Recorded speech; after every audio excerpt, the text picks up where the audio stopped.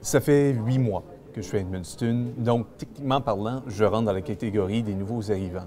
Mais à Edmundston, il y a aussi les jeunes avec le secrétariat de la jeunesse, et il y a aussi, on pourrait les appeler les anciens, ceux qui sont là depuis ad vitam aeternam, depuis le tout début, ils sont là, Oui. ils ont construit la place. Les bâtisseurs. Oui, justement. Sauf que ce que j'ai remarqué en 8 mois, c'est que les jeunes, les nouveaux arrivants et puis les bâtisseurs, eh bien, ils ne communiquent pas entre eux. Comment ça se fait? Bien, je ne sais pas comment l'expliquer, mais c'est quelque chose qu'il faut qu'il change. Ça, c'est certain, parce que je veux dire, je regardais puis je lisais récemment le livre que vous connaissez qui s'appelle 13 Ways to Kill the Community. Puis, entre autres, dans les choses qu'il faut faut pas que tu fasses, c'est de ne pas respecter tes jeunes, puis pas de leur donner la place, puis pas de respecter les anciens non plus. Fait que c'est un équilibre qu'il faut être capable de mettre en place. Puis les nouveaux arrivants, ils sont nécessaires aujourd'hui, ne serait-ce que pour les raisons démographiques qu'on connaît, la diminution de la population fait en sorte qu'on a besoin des nouveaux arrivants. Ça fait que, mais il faut que tout le monde soit alentour de la même table. Puis moi, pour les jeunes, j'ai envie de dire, on répond à une question très simple. Qu'est-ce qu'ils veulent faire pour leur ville? Qu'est-ce qu'ils veulent? C'est quoi leur contribution?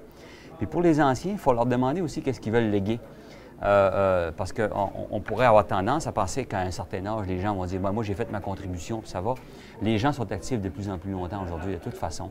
Et puis, c'est un mix intéressant, l'expérience, évidemment, puis c'est peut-être une banalité de dire ça, là, mais l'expérience puis la jeunesse, mais il y a, à mon avis, une belle chimie à créer là-dedans. Il faut trouver les occasions, puis ça se fait déjà dans un certain nombre d'organismes. Je pense à Prescription Action, par exemple, qui est un groupe qui est axé sur le mieux-être, qui touche toutes les classes d'âge. Puis tous les groupes de personnes axés sur un besoin que tout le monde a aujourd'hui, c'est-à-dire le mieux-être, la santé, ces choses-là. Ça fait qu'il faut créer ces places-là où on va avoir des jeunes, où on va avoir des gens plus âgés qui vont venir y contribuer et où on va amener les nouveaux arrivants qui, eux, de l'extérieur du pays ou même dans notre pays, à les intégrer, à ce qu'ils sachent qu'ils sont bienvenus chez nous, puis que leur contribution est valorisée. Et donc, toutes les initiatives qu'on peut mettre en place pour ça, je pense qu'elles sont importantes, mais ça en prend plus. Je suis entièrement d'accord là-dessus, ça en prend plus, parce qu'on a tendance des fois à séparer ces choses-là, à ces groupes-là, oui, tout à fait. Donc, dans la vision d'administration d'Edmundston en ce moment, quel rôle pourrait jouer chacun de ces piliers-là? Est-ce qu'on voit plus une communion, une espèce d'esprit d'ensemble où on dit aux bâtisseurs, vous avez l'expérience, venez remplir tel rôle. On dit aux jeunes, vous avez la motivation, vous avez l'énergie, venez remplir tel rôle. Puis aux nouveaux arrivants, peut-être vous avez l'originalité ou une perspective différente, venez combler ce vide-là. C'est clair. Puis une des raisons pour laquelle j'ai mis beaucoup d'accent, personnellement, disons, puis le Conseil a vraiment embarqué dans la même veine, c'était que moi, j'avais une préoccupation par rapport aux jeunes, parce que comme la population reste active longtemps, je voulais pas qu'on donne l'impression aux jeunes que ces gens-là allaient s'occuper des affaires pour toujours. Et qu'à un moment donné, on allait créer un trou entre les deux. Ça fait que moi, je pars du principe que les gens restent actifs longtemps, puis la démonstration est faite. C'est beaucoup plus d'amener les jeunes à occuper l'espace qui leur revient.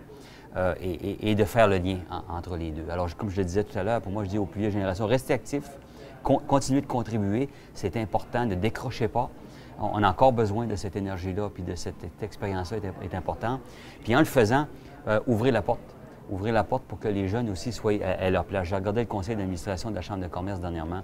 C'est des jeunes qui prennent la place, mais il n'y a pas juste des jeunes. Il y a des gens qui sont en affaires depuis longtemps. Il faut juste s'assurer, du point de vue des générations plus âgées, que l'espace est là, puis qu'on n'a pas fermé la porte. On peut continuer, oui, mais assurons-nous d'avoir toujours à l'esprit qu'il y a des jeunes qui poussent derrière et qui veulent prendre leur place, puis il faut leur léguer. Pour les nouveaux arrivants, c'est toujours un petit peu plus difficile, surtout ceux qui viennent de d'autres pays, parce que on était une communauté accueillante, mais dans le milieu rural, on n'a pas été toujours confronté avec les gens qui viennent de d'autres pays, par exemple. Et puis, donc, cette interface-là nécessite un effort supplémentaire. Moi, j'en parle beaucoup. J'ai eu la chance de voyager dans plusieurs pays dans le monde, de travailler également. Ça fait que j'en parle en disant c'est un bagage incroyable. Ces gens-là ont une autre façon de voir le monde, une autre façon de penser. Puis si on arrive à tout mettre ça ensemble, on va faire quelque chose de meilleur. Je pense que c'est ça l'important à la fin de la journée. Donc, où est-ce que ces personnes-là se rencontrent, finalement? Est-ce qu'ils se rencontrent de manière métaphorique? S'ils se rencontrent dans la rue? Quel va être le pilier, ou du moins la pierre angulaire de cette interaction sociale-là? Je ne sais pas où se caler, mais vous savez, on a fait un laboratoire avec un artiste qui nous a suggéré de faire un ministère de l'avenir. Et puis c'était ça son rôle. C'était une place où on allait amener des gens à juste imaginer l'avenir autrement, discuter, dialoguer, Puis de ce dialogue-là devraient émerger des projets et des initiatives. Donc, moi, je pense qu'il faut demander à chacun des groupes de notre communauté de faire cet exercice-là. Puis peut-être qu'il faudra le provoquer un petit peu plus en faisant des événements qui ont vraiment je dirais, cette orientation-là à la base.